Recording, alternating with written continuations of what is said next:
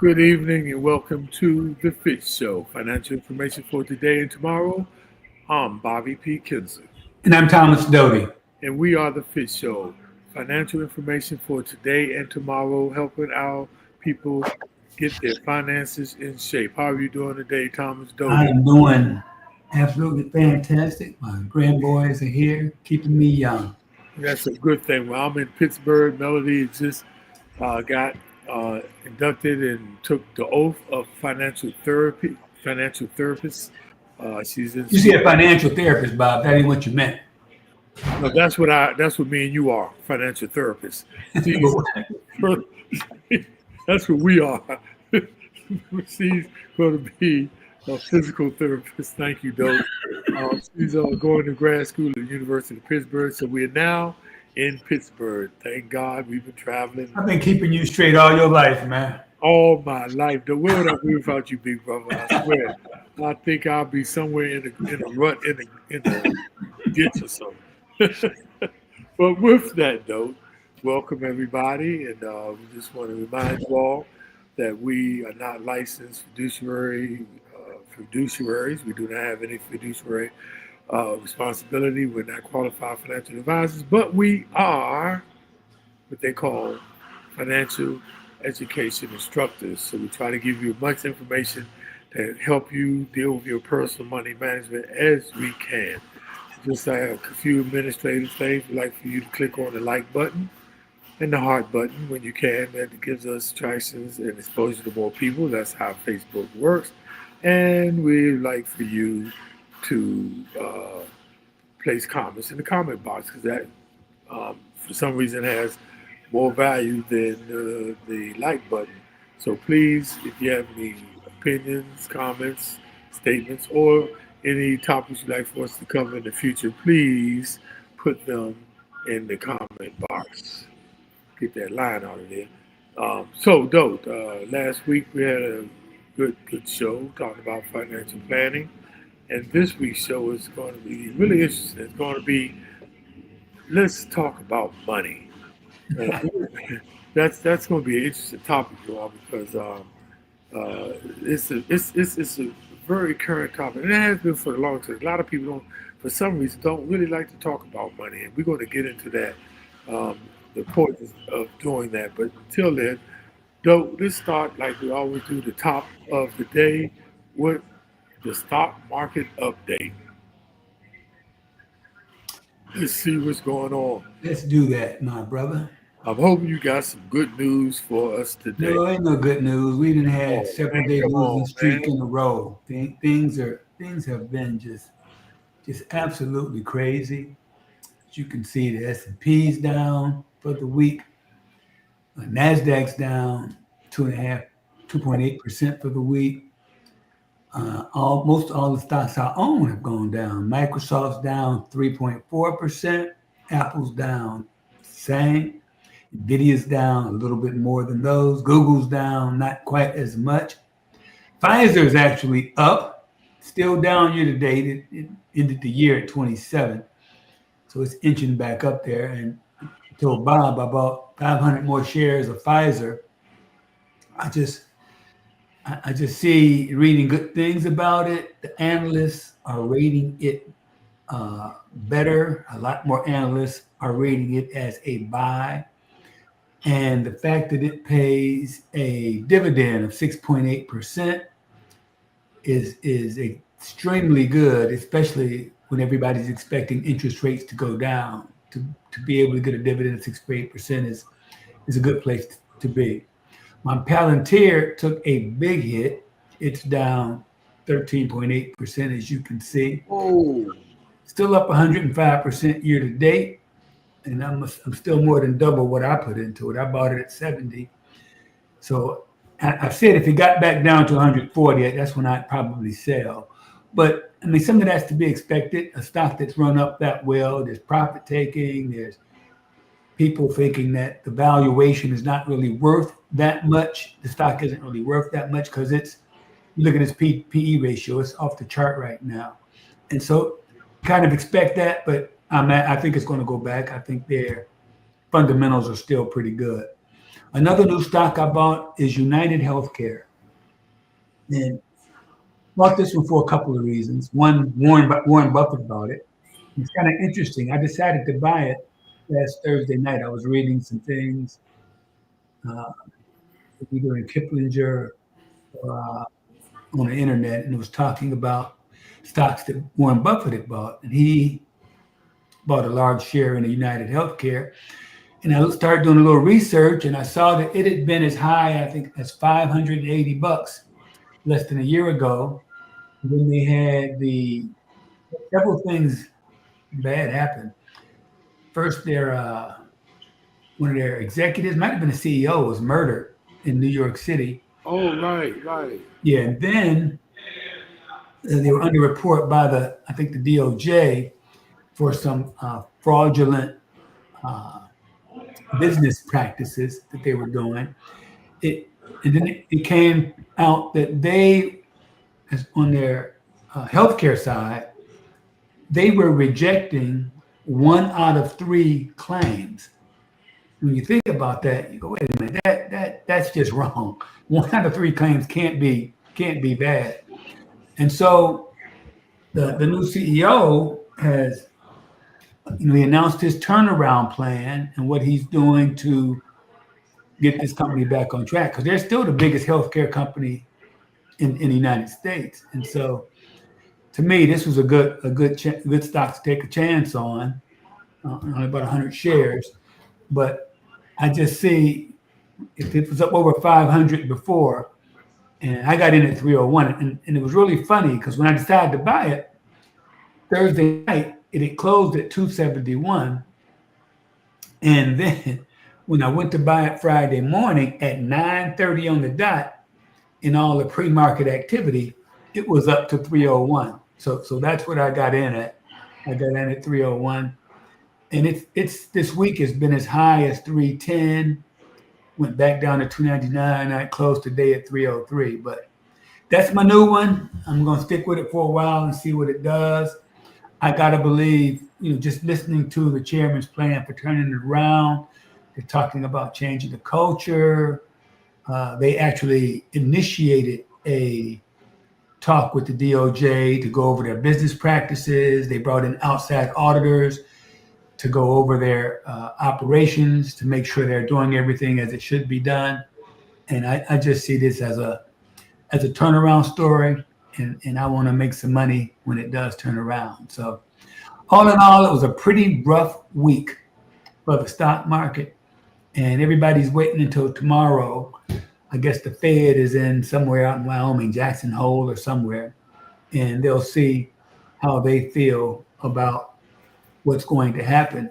There's starting to be some thinking that there won't be as many rate drops this year as had been anticipated, but I think we'll know a little bit tomorrow. And there's a lot of turmoil going on with the Fed in general, with Trump trying to put his people on the Federal Reserve Board. We'll have to see how that all shakes out too. But all in all, a rough week, and it's going to be rough for a while. I think tariffs are starting to kick in. People are starting to see some inflationary effect of tariffs. And the Fed is just being a little hawkish and not wanting to lower interest rates while inflation is still prevalent. So I think we're going to be in a turmoil for a little while. I always say you just got to hang tough. If you see something good that you want to buy, go ahead and buy it. Don't be afraid. And as I told you, I bought more Pfizer and I bought United Health.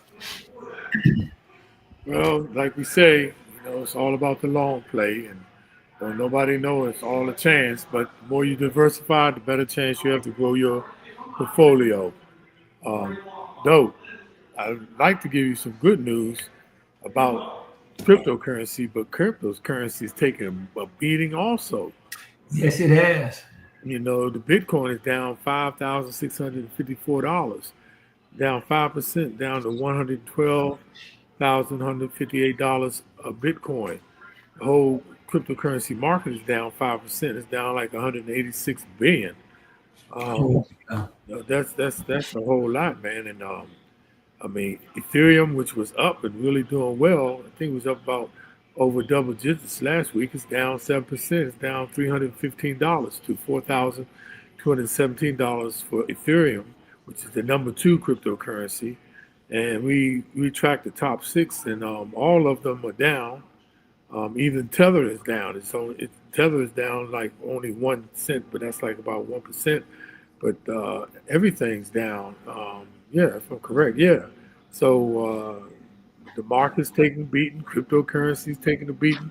Though nobody really can determine what's going on and what direction the economy is going because all of these crazy policies and executive orders, it's just causing chaos, and even the big boys don't really know how to speculate, or forecast for the coming years. So the best thing you can do, what the market is doing, believe it or not, they going forward. They really found out because they call Trump Taco.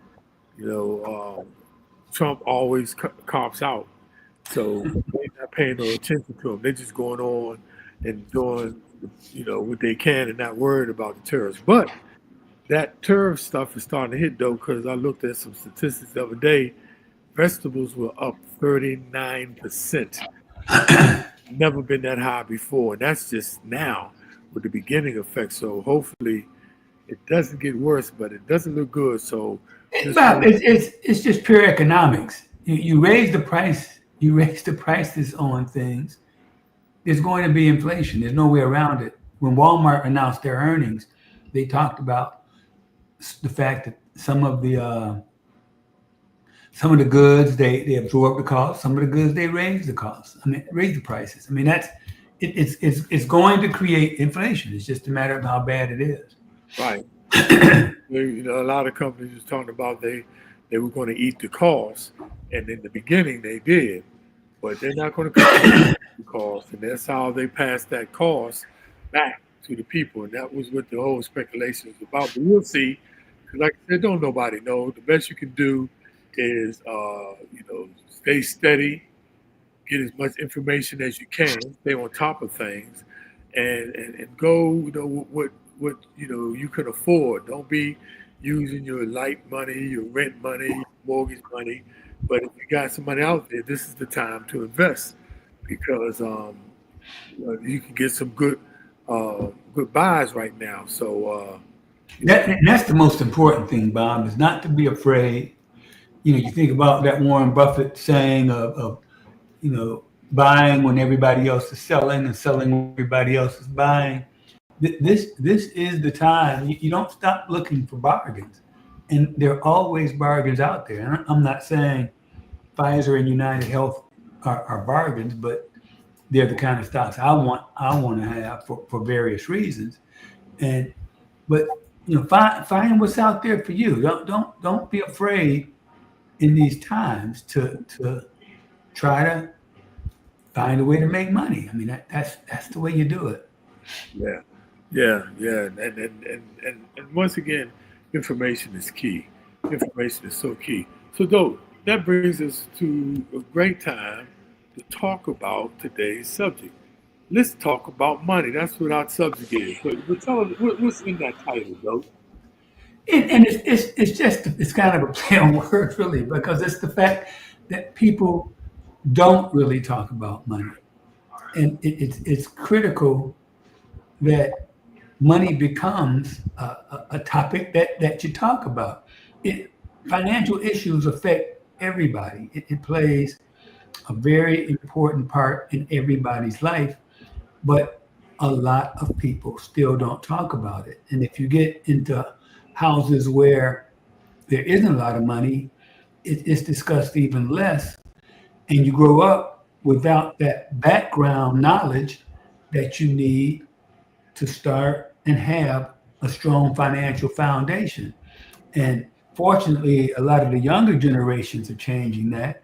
A lot of younger people are talking about money more and having conversations about finances.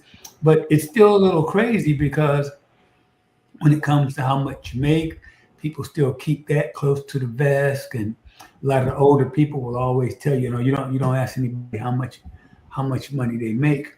But it's if you're working in a job, you have to understand the pay metrics and how things are organized so you can make sure you're getting your worth when it comes to pay.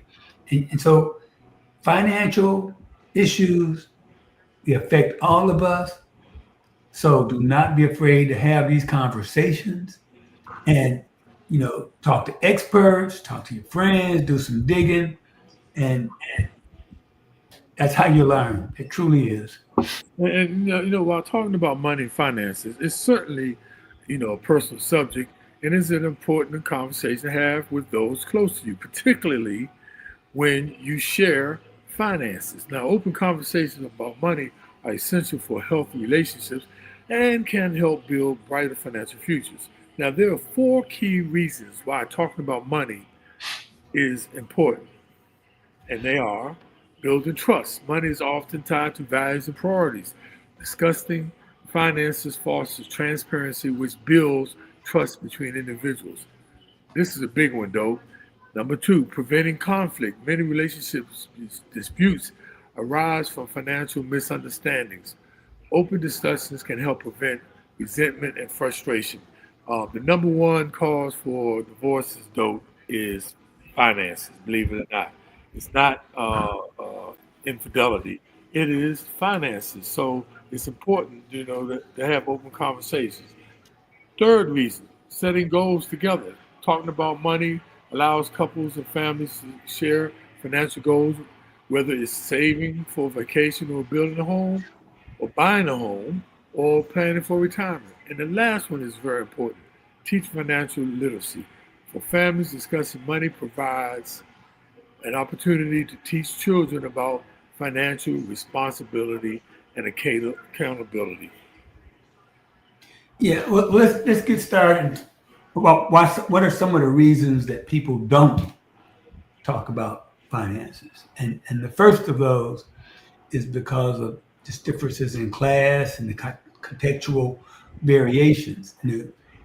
People, a lot of people still find it uncomfortable to talk about money with people closest to them. They'd rather discuss it with an expert, and that's when you're talking about people who do have a lot of money. They still won't discuss it with their loved ones, though, but they will discuss it with professionals. So they do get the kind of information that they need. And so in wealthier families, they still get that base of understanding. They know how to handle their money and all the things that go into it, from taxes, asset allocation, diversification. They learn learn those things. But when you get to working class folks, they'll talk about prices, they'll talk about rent, they'll talk about cost of living, but they won't discuss personal finances with just anyone.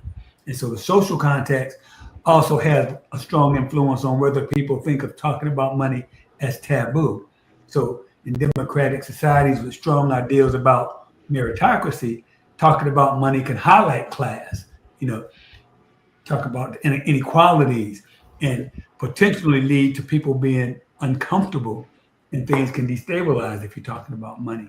So as a societal structure, you talk about the inequality, money taboo can serve as a stabilizing factor, at least for now. So it's depending on your class, it's a lot easier or more difficult to talk about money. People with money can do it more. People who don't have money do it a lot less. And though I found out when I was a qualified financial advisor, a lot of people, especially couples, they didn't want to share all their information. Like, Even with you, yes, even with me, like the wife would come, but the husband wouldn't come. And we were taught don't speak to both of them separately because they have two different stories. You better have, the wife might say, let's do it, a financial plan. And then you get with the husband. He's like, nah, I don't want to let my stuff out there. So it becomes, it's such a taboo subject, man, of talking about money, but it's so important and it's so psychological and it deals with a lot of emotional sensitivities. Like money is often associated with strong negative emotions such as anxiety, shame, fear, or even embarrassment, man. But what's so interesting though, you mentioned it, high net worth individuals usually don't promote their good fortune out of fear of being judged or taken advantage of. People are less fortunate may feel there's a perception that they're not smart or clever or good enough to improve their finances. So there's a sensitivity and a psychological effect there. And too often people confuse net worth with self worth. Molly Ansell, who is a managing partner for PeerPoint Poverty Solutions, she said, in reality, finances can fluctuate and a person's value isn't defined by their bank account. Everyone deserves respect, support, and the opportunity to build a better future. Yeah, and another thing that makes it taboo is gender roles and tradition. Oh, yeah. Men are still paid more than women. Women have made a lot of strides, but they're still trying to close that gap. And so many companies discourage employees from discussing their salaries with colleagues because they're afraid that somebody will find out somebody's making more of them for doing the same things. And so legally, companies can't tell employees not to talk about money, but it's still strongly frowned upon in various professional circles. And I know the place I work, PPG, it wasn't discussed much, even though there were job ranges that, worked on the Hay system. So you could look and see what the salary ranges were, but they were always so wide that you could have crazy variations within it. And I think I've told you before, the importance of knowing how the pay scale works in your company. And I always get an example. In the middle of my career, when I got promoted and found out about another level of bonus, I thought I was at the highest level. And then my boss called me in and told me they were putting me on incentive compensation. I had no idea what that meant. And I got all excited because my bonus doubled. I got stock, I got options, blah, blah, blah. And I walked out of his office happy as can be. And then I thought about it. And my first thought after that was, crap, I should have had this a couple years ago. And so had I known about it, I would have been pushing for it. And that's why it's really important to know the pay metrics where you work so you can make sure you're getting your worth. And so it's especially if you're doing a job, you got to make sure you're getting your value, that you're not getting taken advantage of. And so a lot of times men won't discuss family finances with their spouses, as Bob was saying, and that leaves women at a huge disadvantage because they need to know to make sure they're getting what they should be getting. So it seems like younger generations are moving past this. And so that's a good thing. And hopefully things will get equalized and women will catch up and that gap will be gone soon. Yeah, though at my job, man, it was interesting. The white people were willing to discuss their promotions and they weren't bragging. They were just willing to and happy to discuss their promotions, when it came to actually money too. But the black people wouldn't because they feared that either the black people would be jealous or the white people would be jealous. So and have retribution or wouldn't give them another raise because they think they may reach the glass ceiling. So they wouldn't talk about it, man. So a lot of people didn't understand like the 401k plans and stuff when they switched from civil service to the 401. And to this day, a lot of people don't understand the mix. I know somebody though who's been on the L fund for the longest, and she was in the L fund that was like way out 20, 30 years from now, and I'm like, wow. But it's real, you all, and it's important to have discussions about, and especially watch who you discuss your finances with. We're not saying just talk to anybody about them either. But one of the keys though is acknowledging the challenge can make the conversation easier. Like money discussion can often be uncomfortable, but done properly, it could be a good thing. Verbally acknowledging the challenge of discussing money openly creates a space of, for children to express concerns and ask questions that they might otherwise be afraid to voice. And I don't care what age your kids at, you all, it was taboo to discuss, the family finances in front of the kids. And today it is different. you need to discuss it with them so they can understand and actually ask those questions. Not only do these conversations have a practical value in the terms of teaching about managing the family's finances, but they also foster what they call emotional intelligence and empathy, and it strengthens connections between family members by focusing on a shared goal. Because open communications about wealth fosters trust, definitely transparency within the family. Children who are included in discussions are more likely to develop a sense of trust and ownership in their family's financial decisions from an early age. Because these skills are taught in school, because these skills are not taught in school, it's each family should have some kind of structure, some kind of format where they can set it up and share this information and talk about, goals and how hard times fall on family matters. And, what is the driving force behind educating their children about the importance of this subject and how important financial education is. The parents don't have these conversations alone. They don't have to do this themselves. They're financial advisors that can play a crucial role in assisting families to navigate discussions about wealth and provide parents with insights on how to build practical skills needed to manage their family funds. Now, advisors can collaborate with families, and they can develop a personalized education sessions combined with qualitative aspects and also discussions about quantitative data about the family state and the goals they're trying to reach.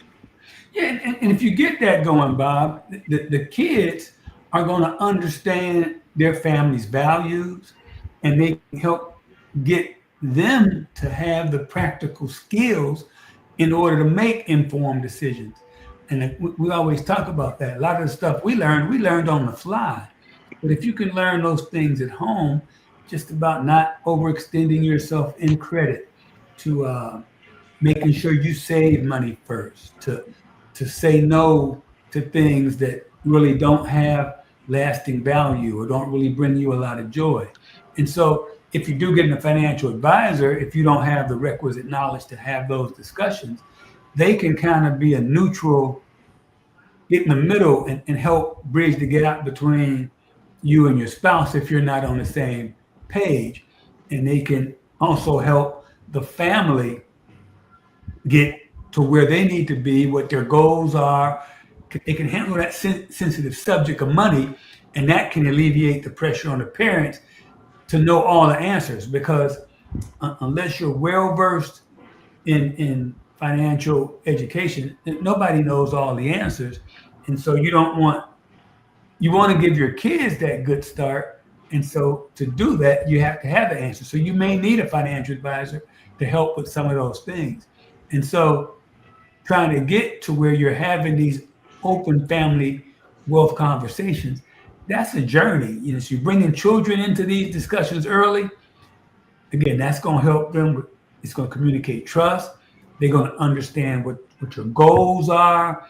It'll be a little easier to say no to certain things because we've all agreed that this is what we're trying to do. And so kids can ask questions.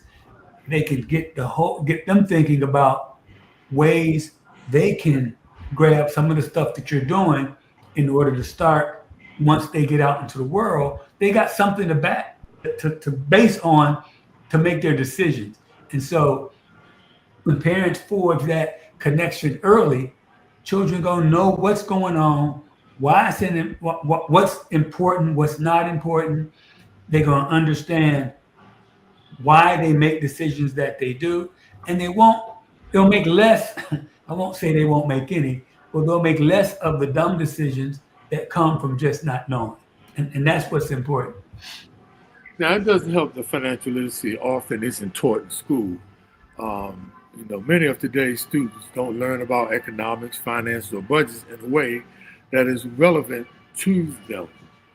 For instance, though, um, only 27 states in the United States of America require a personal money management course before a student graduates from high school. That's crazy, and Maryland is not one. although Prince George's County has made policy back in 2019 and it just went into effect in 2024. But even Virginia, yep, Virginia don't have it. District of Columbia don't have it around me. It's crazy. Now, according to the World Economic Forum, about 50% of Americans lack financial literacy. Now, the European Union is a little better. Only 43% of respondents scored lower or below average. Now, too many employees today lack basic financial literacy, and it's costing them and us as employees, said the CEO of Rapid Direct. Said we need to treat financial education as essential, not optional. Now, the good news is that it's easy to start learning about money at any age. You just need the right resources to get things rolling. And you must have the desire to learn. Yeah, pop that chart up, Bob. This is where you start. If you really want to consider yourself financially literate, you want to get on a path to building wealth, there's certain, this is kind of the minimum requirement of what you should be doing. And first off, you got to know where your money's going. That we tell you this all the time. It's so important to understand what's coming in, and you got to know what's going out. And if you're not doing that, you're basically going to be at the whim of your personal choices. You're going to end up making decisions that don't lead you anywhere. And so find your budgeting app and track where your money's going and try to get control of your spending. Try to find a money tip a day, whether you read or listen to Kramer or a Financial Network or something. But try to pick up something every day that's going to help you save money or make money. You got to know your credit score. Make sure you keep your credit score high, because the lower your credit score is it will cost you money. You pay more for everything if you have a low credit score. So stay on top of that. And plus, you need to be checking your credit report to make sure nobody's stealing any money from you. You got to understand the basics of investments. Okay, you don't have to be a wizard. You don't have to be a day trader, but you got to know the differences between a 401k and an IRA. You got to know the difference between an ETF and a mutual fund. You got to understand the tax implications of those things. If you really want to keep from losing money because of ignorance, you have to understand the basics of investing. And finally, there's so many free resources out there. The government offers free tools at mymoney.gov, the FDC.gov. Libraries offer free workshops and seminars. A lot of for retirees, you can get a lot of free dinners by listening to financial workshops. And they're trying to get your business, but in most of those cases, they provide some very valuable information about what's going on in the market. And take some time out to listen to a financial show to keep abreast of what's going on, and do some research and find some stocks that you think work for you. But these are the basics. These are the minimum level of things you need to be doing to manage money in this complex world between taxes, investments at work, the 401ks. There's just so many variables that you have to stay on top on. And if you're not doing that, you're probably not maximizing what you make or minimizing what you spend. And thank God, though, the times are changing. Millennials and the Generation Z are leading the change on this. Over 80%, though, 80% of those under age 34 are open to discussing their financial situation, savings, and plans for the future. Now, young people are also more likely to share their net worth. I found that interesting. They more open to talk about their student loans. They more open to talk about their extra incomes, their side hustles, and they and they talk about all of this stuff on various social media. And this helps normalize talks about money in a real and relatable ways. Now, on the other hand, they're also more likely to get their financial advice from social media, which is not always the best place to be getting that information. Now, additionally, companies are starting to embrace salary transparency to promote equity and attract top talent. This is especially true in the tech industry and the progressive industries where job listings are now including the salary range. So, no, this is what this it is. This is what brings it all to a head. Due to a mix of generational norms, um, emotional intelligence, and antiquated practices and lack of financial knowledge, talking about money is still a taboo in 2025. People still don't share it with their kids, don't educate their kids, don't share it with their spouses, their family members. But thanks to the younger generation, that may not continue to be the case in the future. So thank God for that, right, Doe? Yeah, and it's we always say it's never too late to start. It's never too late to start trying to figure out ways to save money. And I do that even now. I try to find a tip of some sort every day. I get about 4 or 5 different newsletters that come to my mail every day. And I take some time to read through them and try to find something that's going to help me either maximize my income or minimize my costs. Yeah. So Doe, let's take it to the summary and takeaways because as usual we dropped a lot there. But let's recap what we talked about today to bring it home. First and foremost, you got to talk. You have to have discussions. You have to find out information. Don't be embarrassed at what you don't know, but you got to have these conversations, especially whether it's with your kids, whether it's with your spouse. You have to figure out where you are, and you can only do that by talking. You got to stop the cycle. What I mean, stop the cycle of not having discussions with your family. I mean, my mother never talked about the budget. She was struggling. If she would have talked to us more about it, we probably would have been able to help her more. But that was just the way it was back then. So let's break the cycle. Let's break the taboo of all these secrets with our finances and our overspending. Nah, that's why a lot of people keep secrets though, because they want to keep doing what they're doing. No, share the information. That way we become accountable to each other. So we stop the cycle. And ignorance is no longer an excuse. And it used to be. Like me and Bob always say, we didn't know better.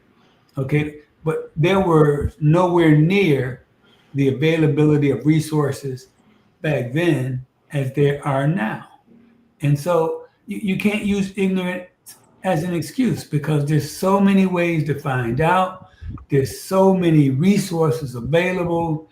There's you get financial advisors. You can use robo investors. There's just so much data out there, and if you're not taking advantage of it, then that's shame on you. And once again, we want to give full disclosure what me and don't use. We use Kiplinger. We use Smart Money. We use Yahoo Finance, Fidelity. Fidelity, Vanguard, uh, uh, tips and stuff. So there's so much. It's no excuse nowadays. It's out there. And lastly, you all share the knowledge, man. Share the knowledge with your family members. Share the knowledge with your neighbors. Share the knowledge with your coworkers. Because the more people know, the more all boats will rise, and that is what helps the economy. Because that's how the economy is built, right? On everybody collectively, how they spend, how they save, how they invest. And the more we know, the better we can be collectively because the whole game is to divide and conquer. But the more you know and the more you share this information, the more better off not only will you be, but so many other people will benefit from your sharing also. So, Hey, hey, hey, Bob, and I never understood why people didn't want to share that knowledge because, I mean, just more money in your pocket doesn't affect my life one bit. So, anytime I get a hint or decide to do something, I always let you know and just I never understood that, why people like to keep stuff in their vest, under their vest, and not share it. I just never understood that. Yeah, I guess they call that the crab in the barrel theory. What's that? You know, they don't want nobody else to get out and do better than them. They try to pull the crabs out. Remember, crabs trying to pull the other one back in. It's called the crab in the barrel theory. Some people, and I think they used to say that was is limited to black folks, but I found that I saw that at my job. You know, some people just don't want to see other people get ahead, even though they're not getting ahead. You know, that's what's so daggone sad, though. But though, let's do a roll call. Thank you for all these people. Now, a couple of people hit me ahead of time and don't let me know that they wasn't going to be on here. Like Rodney Madison Sr., he's in the Bahamas, and Motor Steen, she has the church things, and that was so nice that they let us know that they wasn't going to be on. But we have on today all three of my sisters, Nolia, Gloria, and Linda. Thank you all for being on all together. We are family. I got and me. Hello, Joanne Skinner. How you doing, darling? Good to see you. Garrett Garnett, reliable, been on for so long, and my man, though, the greatest player to come out of Georgetown University. They don't give this guy enough credit because he's the main reason why they won that championship. Yeah, they don't win that ship without him. Michael Graham. And Yep. so we had a show the other day, the Michael Graham show. We had Mo Howard and John Lucas, and man, they were telling stories. They had me and Mike dying laughing, man. Stories about Michael Thompson, Moses Malone, Bad News Bonds, Ernie DiGregorio. It was an awesome time. So thanks for being on, Mike. Appreciate you. Love you, my brother. And next week, though, we looking for another star-studded show. We got some great old school on. It's for these young guys. Like we talking about, the reason why me and Mike will do the show on sports, because a lot of the young guys, just like we're talking about this here, we want to share the information so they can, learn about the shoulders that they standing on, and that's why it's so important.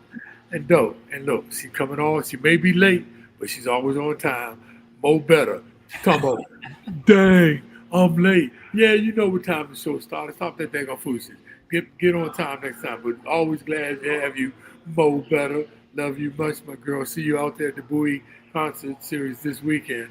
So thank you everybody for being on. I'll be back in DC, and I'll be doing the show from. But no, you're gonna be out of town next week, right? Yeah, I'll be at the beach next week with the We be grand. rolling, man. We be rolling, but it's all good. So dope. The quote of the day, Big Bob's quote of the day. Oh, Mo Better says, I have some stocks in Bitcoin now. Oh, go ahead, Mo Better. Mo Better Dope is putting some of that information together. All right, good stuff. Good stuff. Dope. A lot of people underestimate happiness, man.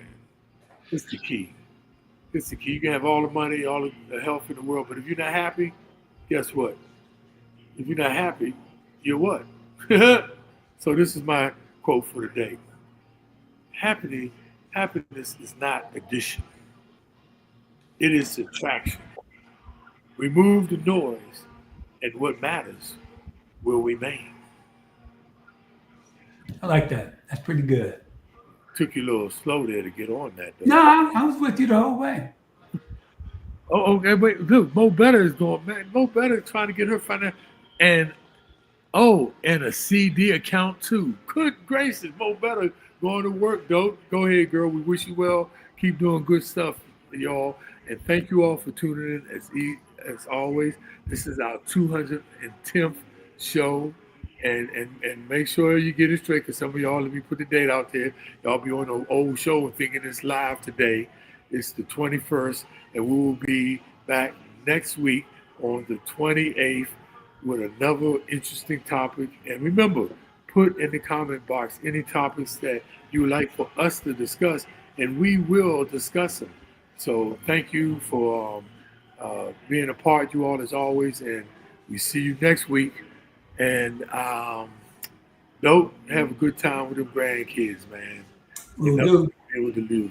So peace, and we will see you next week.